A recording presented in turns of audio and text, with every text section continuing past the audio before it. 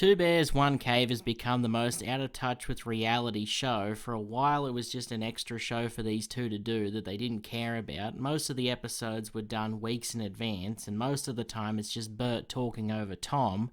And that stereotype about the show has become even more apparent over the years now that Tom barely says anything. He doesn't want to be there and he's afraid of pissing off his fans more than he already has, which leads to Bert oversharing about his life, and so we get moments like this where Bert basically exposes himself. So he recently had this rant where he explains how he gets upset and throws tantrums when he doesn't get his ass kissed by people who are working at venues he's performing at, like the security checking tickets. It starts out with Bert calling his wife over to explain times where Bert loses his shit on people and goes crazy, which turns into his wife exposing him as some kind of prima donna, and then he basically confirms it while attempting to defend himself. His wife clearly thinks that the way he behaves is embarrassing, it's childish and pathetic, and borderline psychotic, especially to the staff at events that he's performing at. She's pretty much confirmed what we've all been thinking, that Bert is a piece of shit who is obsessed with fame and status, and needs everyone to be aware of his presence, and his best friend Tom, upon hearing this, describes it as big-timing people, which is a concept that he's very familiar with. Tom acting like he can't relate to this kind of behaviour is pretty funny. He just sits there laughing like this isn't what he was doing a year ago during his airport meltdown, and then he had to act like the whole thing was some big joke because of how insane it was. Ann was pointing out times where I've lost, where I think the rules don't work the way I want them to work, and I will, just tell her to get up here. And she was, because I switch over. I go to Karen. I go full Karen. Yeah, but it's my Karen. I know. Like we were at the girls' fashion show for the school, and we were with the dads and fucking having a good time. We're having some beers, and one of the ladies in charge of the fashion show came in and was like, she takes it very serious. She's like, not one of the moms. She's one of the people that produces it. And she comes in and she looks at me and goes, yeah, you're done drinking. And I went, absolutely fucking not. I said, you are not my flight attendant, so you can leave now or go get me another beer. And then that woman got fired. You're talking about the fashion show. Yeah, fashion show. Well, we're talking about, he was saying the times, he was like, you know, when he switches.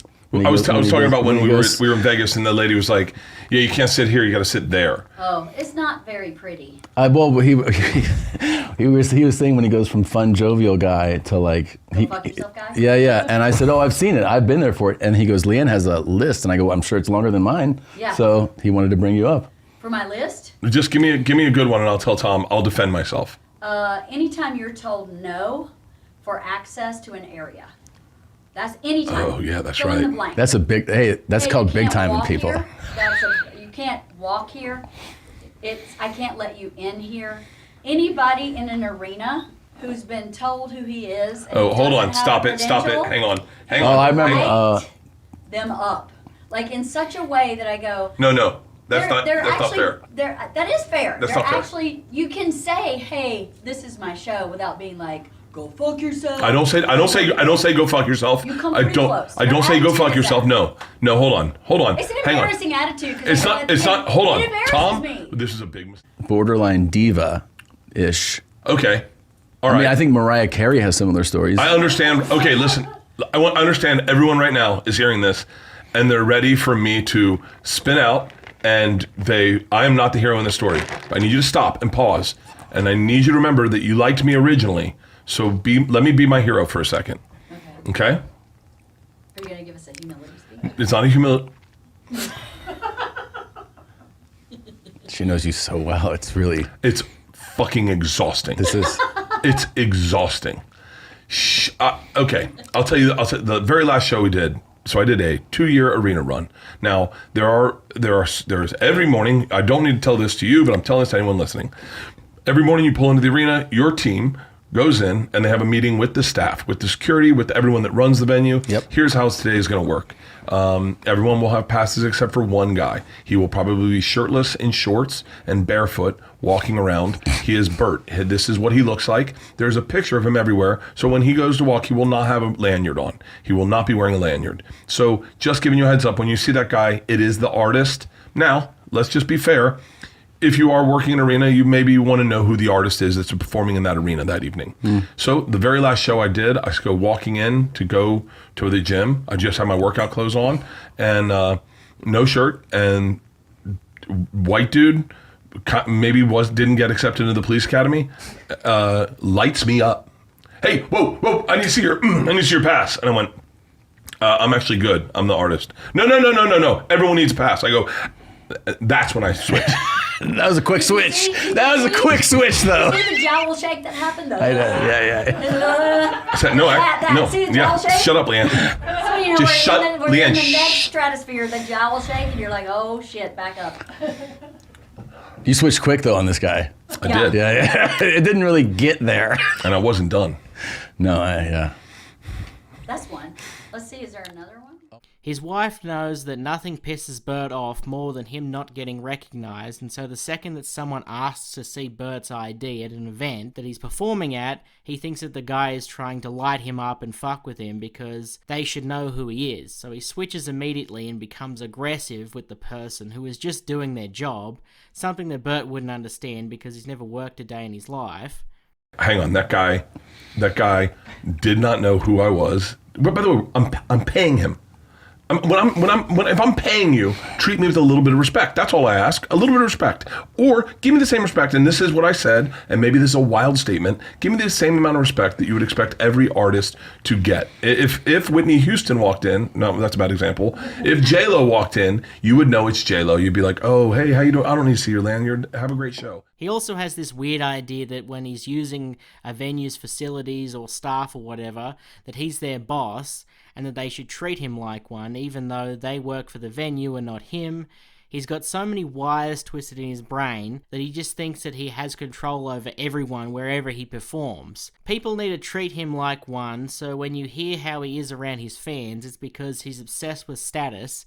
He likes the attention, he can't get enough of it. That's why he even goes to bars after shows so that his fans will drink with him, because he wants to be reminded of that status, and so when people acknowledge his supposed greatness, he calls that respect. But he clearly doesn't have respect for these people or their jobs, which brings us to the biggest part of this. Bert Kreischer thinks that he should be treated like Whitney Houston when he's at a venue by everybody who's there. He doesn't care that you have a job to do. He thinks everyone should know who he is, even though he's only famous on a comedian level. He's been in like one shitty movie that flopped, and now he thinks he's Taylor Swift and believes that he should be recognized immediately like real celebrities. I mean, that's why he did that movie in the first place, and that's why he showed up to every screening for the movie that he could, because he needs that fame to feel whole.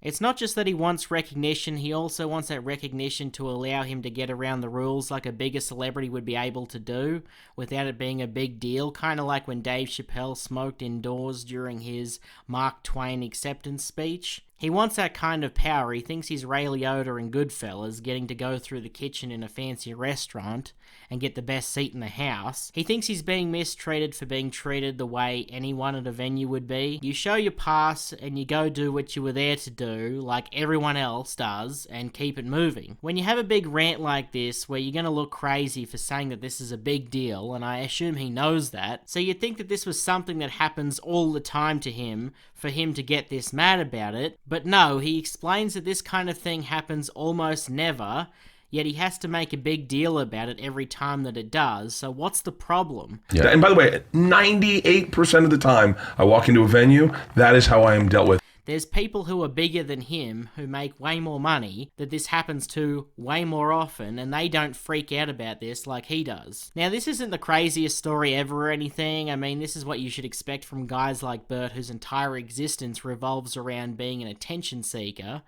But it's worth pointing out when all of your assumptions are confirmed about a person. And he's so self-obsessed and self-hating at the same time that he got himself into weird beef with Mark Maron, where he thought that Mark was talking about him when referring to a comedian who gets drunk and does pop-up tours with a couple of shitty jokes that only a few people go, oh, that was okay, making millions off just some bullshit. Now, he was actually talking about Dave Chappelle, as he explains on Tiger Belly. Bert got mad at me, and it was like, it made me very upset. Like, I was on an Instagram Live, just doing a thing, and I was rambling on, and I was talking about Netflix, and basically what I said was that Netflix has created this cash grab culture where a certain echelon of comics can just do pop-up shows shit-faced and make millions of dollars. Yeah. Do you know who I was talking about? Andrew. No. Who? Chappelle. So I was Oh, talking, Dave Chappelle. Yeah. and it's not an unknown thing. It's yeah. He does a It pop-up was unknown show. to me, but Yeah. And somebody on fucking Instagram was like, talking about Kreischer. oh, that's how it started. And then it picked up some traction in that world. I don't even know any of this is going on. Yeah. And so I call Bert Yeah. and I'm like, dude, I wasn't talking about you. Wow. I said, you don't do pop-up shows. Yeah. I was talking about Dave. And Yeah. Bert's like, well, that tracks. I'm like, well, great. So now what do we do? And to be fair to Bert, Rogan was the one who said it was about Bert, which probably says more about Rogan and his thoughts on Bert, who is his friend, that he immediately went to, oh, this has to be about Bert. It's a wonder it wasn't about Rogan, honestly, because he now has a weird history of showing up to events drunk and being the weakest part. Just look at the time he and Tom Segura showed up to kill Tony drunk as fuck and didn't add anything to the show. They just sat there. It's probably one of the worst appearances for a guest on Kill Tony, and it's easy to see why that could have been about Bert.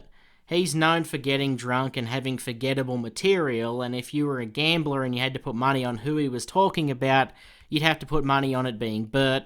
Even Bert would and did, because no one fits that description better. So it seems like Bert is getting worse. He has these meltdowns over and over. He's not getting recognized. He gets into weird beefs with people based on nothing.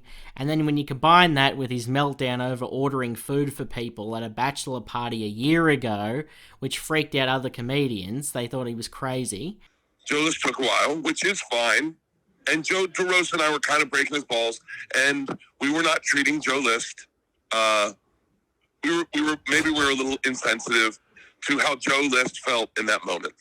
Okay. I came home with the Thai food, and they got pizza, and I didn't melt down. And by the way, I was blackout Yeah, drunk. you did. You melted, bro. I melted down.